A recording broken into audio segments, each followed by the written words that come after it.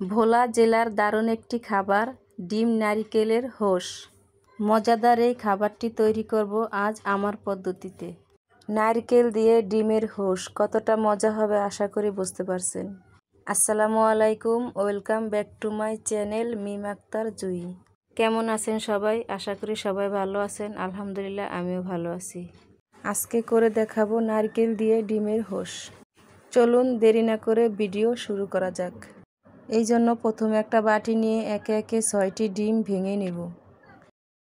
দিয়ে দিব হাফ চা চামচ লবণ, হাফ চা চামচ গোলমরিচের গুঁড়া দিয়ে খুব ভালোভাবে ডিমটাকে ফেটিয়ে নিব। ডিমগুলো ফেটানো হয়ে গেছে। এখন অন্য একটা পাত্রে কিছুটা তেল ব্রাশ করে ডিমের মিশ্রণটাকে ঢেলে দিব। এখন আমি ডিমটাকে ভাপিয়ে নিব। এই জন্য আমি আগে থেকে চুলায় একটা পাতিল বসিয়ে 2 কাপ পানি দিয়ে দিয়েছি। পানিটা গরম হয়ে আসলে একটা টাওয়াল দিয়ে দিব।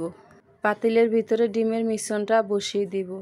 দিয়ে ঢাকনা দিয়ে ঢেকে 15 মিনিটের জন্য মিডিয়াম আঁচে ভাপিয়ে নিব। ডিমটা হতে হতে নারকেলের পেস্ট তৈরি করে নিব। এই জন্য ব্লেন্ডার জগে নিয়ে নিব 1 কাপ ফ্রেশ কোরানো নারকেল, হাফ কাপ চীনাবাদাম। এখন দিয়ে দিব হাফ কাপ পানি, দিয়ে সবগুলোকে ভালোভাবে ব্লেন্ড করে নিব। এই তো পেস্টটা হয়ে গেছে। এইভাবে মিহি করে ব্লেন্ড করে নেবেন।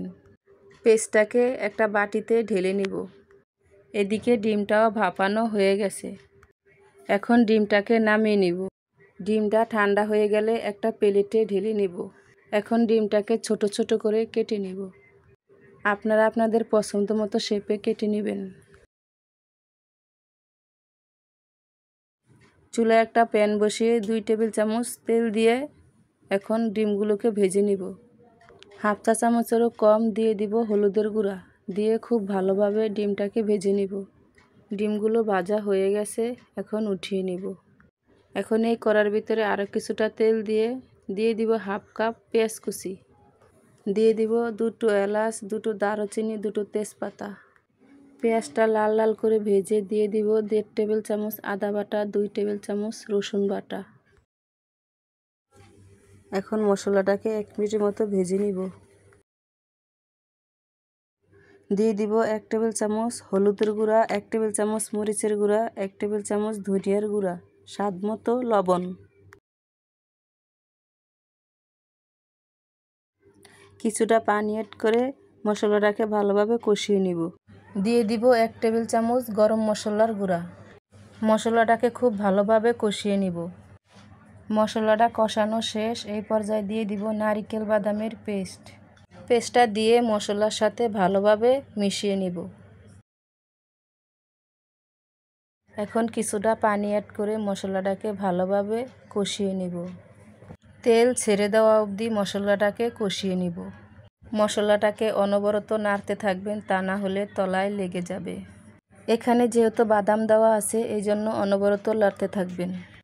মশলাটা যত ভালোভাবে কষাবেন টেস্টটাও তত ভালো আসবে। মশলাটা কষাতে কষাতে ঠিক এই পর্যায়ে নিয়ে আসবেন। দেখুন আমার মশলাটা কতটা ভাজা ভাজা হয়েছে, ঠিক এইভাবেই ভেজে নেবেন। এই পর্যায়ে অ্যাড করে দিব ফুটন্ত গরম পানি। এখানে আমি 4 কাপের মতো পানি দিয়েছি। চেষ্টা করবেন পানিটা একটু বেশি দেওয়ার, কারণ এর ঝোলটাই অনেক টেস্ট।